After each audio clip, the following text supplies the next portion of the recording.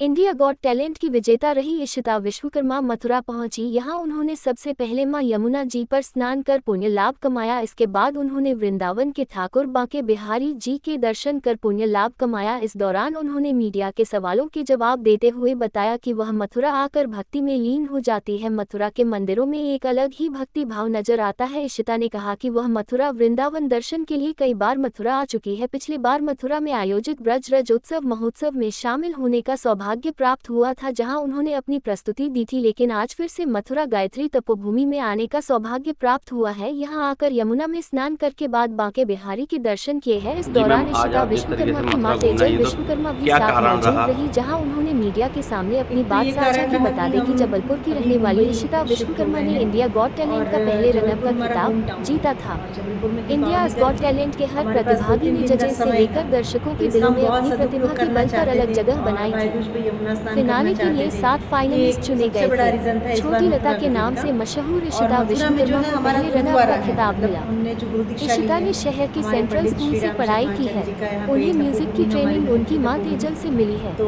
यहाँ उन्होंने हम 16 2-3 साल बार की और आ उम्र में चुके हैं, रियलिटी तो शो वहाँ पर भी सारेगामा हमको जीता था। विजिट इसके करना था। अलावा ये दिल है और हिंदुस्तानी मथुरा 2 और वृंदावन संगीत में सम्राट भी जैसी दर्शन करना रियलिटी था, शोज यमुना में स्नान हिस्सा ले करना था। चुकी है। बस यही कारण इशिता रहा कि मप्र इस बार सरकार के हम लाडो जबलपुर बहना से अभियान मथुरा की आए। ब्रांड जिस तरीके से एम्बेसडर भी आपने रही मैम है। को इतनी बुलंदियों पे पहुंचाया, ऊंचाई पे पहुंचाया, तो क्या कहना चाहेंगे आप?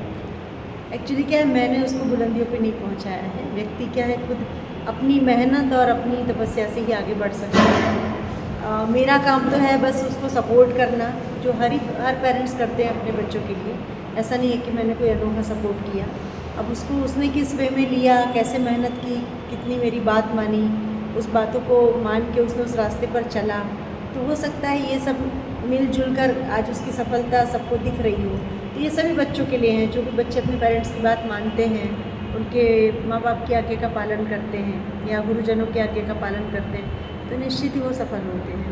मैडम, जैसे कि हमने सुना है कि आप भी गाती हैं और ये चीज़ें हमें बहुत अच्छी लगी पता लगकर कि आपने अपनी बेटी को कितनी बुलंदियों पे पहुंचाया। तो इसका मतलब जब बेटी के पास इतनी क्वालिटी है तो आपके पास तो कुछ और होगा। तो मैं भी ये चाहूँगा कि 2 पंक्तियाँ आप ही सुनाएंगे। जब श्री कृष्ण के धाम में आए हैं, हमारा तो मतलब किस्मत हमारी बहुत अच्छी है कि हर साल भगवान हमें कैसे भी बुलाते हैं अपने धाम में। श्री कृष्ण गोविंद हरे मुरारी, हे नाथ नारायण वासुदेवा। श्री कृष्ण गोविंद हरे मुरारी, हे नाथ नारायण वासुदेवा। हे नाथ नारायण वासुदेवा, हे नाथ नारायण वासुदेवा। श्री कृष्ण गोविंद हरे मुरारी, हे नाथ नारायण वासुदेवा। जैसे कि आपने बहुत अच्छा सुनाया और हमें बहुत अच्छा लगा, और हम भी आशा करेंगे कि आप इसी तरह से गाते रहें और जनता का दिल बहुत बढ़िया तरह से आप प्रसन्न करें।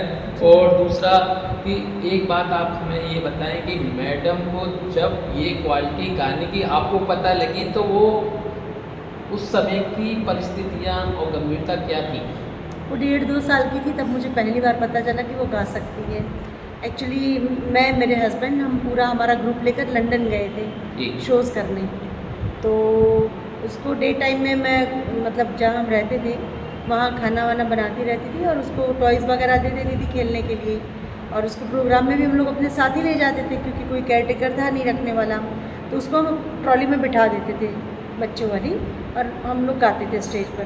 तो जो गाने हम गाते थे वो गाने वो टॉयज़ खेलते खेलते गुनगुनाते थे। पहले मुझे लगा है किसकी आवाज़ इतनी अच्छी कान में पड़ी, जब देखा तो वो लग जा गले। और जो भी हम स्टेज पर गाते हैं पुराने गाने, बैठे बैठे खेलते खेलते गा रहे हैं, बहुत एकदम मधुर स्वर कानों में पड़ा। तो उस समय मतलब हम खुद ही आर्टिस्ट हैं, मेरे हस्बैंड भी आर्टिस्ट हैं, तो तुरंत क्लिक हो गई बात कि इसके अंदर कुछ है, विशेष है जो भगवान ने दिया है, तो उसको अब थोड़ा एनहांस करना है। और उसको 2014 में लिटिल इंडिया चैम्प्स इन्होंने जीता था, तब आपको कैसा फील हुआ? 2014 में शुरुआत हुई लिटिल चैम्प्स, जी टीवी का सारेगामा पर लिटिल चैम्प्स, वहाँ से ये सफ़र की शुरुआत हुई। वो पहला शो था और पहले टीवी शो में उसने टॉप 12 से आउट हो गई, मतलब टॉप 12 के आगे नहीं जा पाई।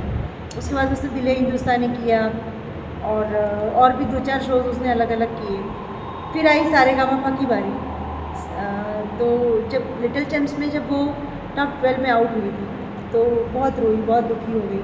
तो वहाँ पे स्टेज पर पैर पड़ के वहाँ से कसम खा के आई थी कि मुझे किसी दिन इसको क्रैक करना है, मुझे जीतना है इसी कंपटीशन में। चलो, बहुत अच्छा लगा आपसे। भगवान ने भी उसका बिल्कुल, साथ बिल्कुल। दिया। लास्ट सवाल, ब्रिजवासियों को क्या कहना चाहेंगे मैम? मथुरा ब्रजवासियों को आप क्या कहना चाहेंगे? आपकी तरफ से क्या संदेश रहेगा? मथुरा ब्रजवासियों को मैं क्या बोलूँ, हरे कृष्णा हरे। जी मैम, आज आप जिस तरीके से मथुरा नगरी में आई, ब्रज नगरी में, तो कैसा लगा आपको मथुरा? सबसे पहले तो सभी मथुरा के वासियों को, वृंदावन के वासियों को मेरा राधे राधे, जय श्री कृष्ण। और बहुत अच्छा लगा यहाँ आकर, और पहली बार नहीं आई हूँ, बहुत बार आई हूँ। बचपन में परिवार के साथ घूमने आ चुकी हूँ। पिछले वर्ष मुझे सौभाग्य मिला था ब्रिज महोत्सव में गाने का और अपनी प्रस्तुति देने का, तो लोगों के लिए यहाँ अपने भजन भी प्रस्तुत कर चुकी हूँ। और आज तो इस बार आना हुआ यहाँ सभी दर्शन के लिए, और अपने गुरुधाम पधारने का सौभाग्य मिलता रहता है कभी कभी। तो यहाँ गायत्री तपोभूमि में आने का सौभाग्य मिला इस वर्ष। तो बस कुछ इसी तरह मथुरा के 2 दिन ऐसे बीत गए जल्दी जल्दी।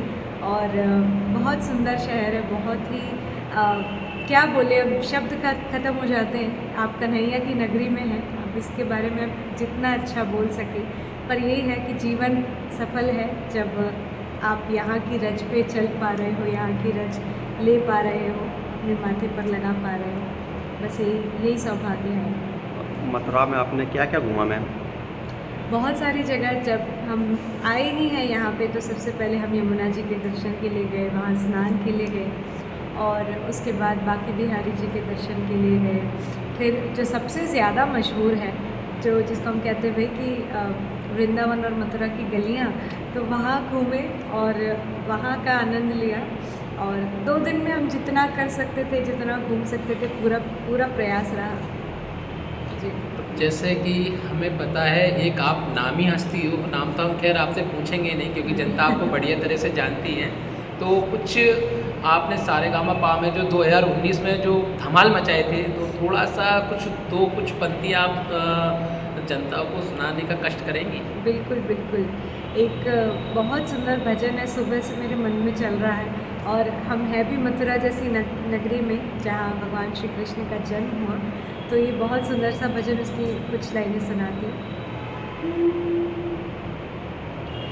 बड़ा नटखट है रे कृष्ण कन्हैया, का करे यशोदा मैया।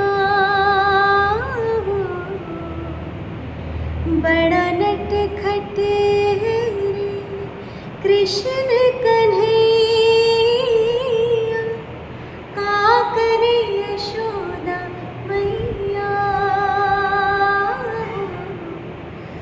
मैया रे ओ बड़ा नटखट है रे। बहुत अच्छा लगा आपसे सुनकर, और हम आशा करेंगे कि आप इसी तरह से ऊंचाइयों को छूती रहें। हमारा आशीर्वाद, शुभकामनाएं आपके साथ रहेंगी। और एक आपसे हम कुछ पूछना चाहते हैं, आज की युवा जैसे कि मेहनत कर रही है, आप उनके प्रति क्या भावना रखती हैं और उनके लिए आप क्या कहना चाहेंगे? जो युवा पीढ़ी है, या मैं ये कहूँगी कि मेरे जितने भाई बहन हैं, साथ के सभी लोग हैं, उन सबको बस यही कहना चाहूँगी कि हमें कभी पता नहीं होता कि हमारे लिए भगवान ने कब, किस प्रकार और किस रास्ते से कौन सी सफलता चुन रखी है। तो हमारा काम है प्रयास करते रहना, मेहनत करते रहना, और हमेशा विश्वास रखना कि नहीं, जो होगा अच्छा ही होगा। तो जैसे कई बार मैं देखती हूँ, सुनती हूँ कि भाई भटक जाते हैं, या आजकल बड़े नए नए टर्म्स जो है मार्केट में आ गए, डिप्रेशन, एंग्जाइटी, स्ट्रेस, या फियर, ये जितने भी जो शब्द हैं, ये जितने भी टर्म्स हैं, ये सारी चीज़ें सिर्फ एक मानसिक चीज़ है, सिर्फ आपकी सोच पे सब निर्भर करता है। तो बस मन पर नियंत्रण रखिए। और कोई भी जनरेशन लकी अनलकी नहीं होती, और आपको लगता है कि नहीं पहले का ज़माना अच्छा था या आने वाले 10 साल में अच्छा होगा, सिर्फ हम मत रखिए, ऐसा कुछ भी नहीं है। हर जनरेशन के अपने अपने प्रोज एंड कॉन्स होते हैं, हर जनरेशन की अपनी कुछ अच्छी बातें होती हैं, कुछ बुरी बातें होती हैं। तो बस सभी हिम्मत रखिए, सभी मेहनत करते रहिए और सही रास्ते पर चलते रहिए निरंतर। ये नहीं सोचिए कि ये रास्ता आपको कहाँ लेके जाएगा, कहाँ नहीं, और मंजिल अच्छी ही होगी। जितना मैंने अनुभव किया है अपनी 22 साल की ज़िंदगी में, उस हिसाब से तो मैं यही कह सकती हूँ। मैडम, जैसे कि आज अगर युवा पीढ़ी आपसे उम्मीद लगाए, कुछ लोग ऐसे भी हैं कि आपके टच में भी होंगे और कुछ लोग ऐसे भी हैं जो ज़मीनी स्तर पे हैं, वो किसी कारण उठ नहीं पा रहे हैं। अगर किसी तरह से आपको अगर मदद करनी पड़े तो आप उनकी मदद करेंगी या नहीं? बिल्कुल, आप मेरा सोशल मीडिया देख सकते हैं। कईयों बार ऐसा होता है कि मैं कई गाने शेयर कर देती हूँ लोगों के जिनसे मेरी ना कोई जान पहचान है। आपने तो बोला कि भाई जिनकी पहचान हो, जो मुझे जानते हो, कई ऐसे लोगों का मैं देख लेती हूँ जो मुझे लगता है कि वाह भाई, भले ही साधन की कमी है पर साधना बहुत अच्छी है बच्चे की, या ऐसा। तो बिल्कुल मैं वो शेयर कर देती हूँ। मेरे सोशल मीडिया पे जितने भी फॉलोअर्स हैं, जो भी सब हैं, तो बिल्कुल उनसे मैं साझा करती हूँ। तो जो मेरी अभी जिस प्रकार की मेरी रीच है या जो मेरी पहचान है, उस हिसाब से जितना मुझसे हो सकता है बिल्कुल कोशिश करती हूँ। और अगर ईश्वर ने कभी बड़ा मुकाम दिया तो बड़े स्तर पे भी लोगों की, या मैं ये कह सकती हूँ कि कलाकारों की जितना हो सके अपनी ओर से मदद करना चाहूँ। चलो, थैंक यू, बहुत अच्छा लगा आपसे बात करके।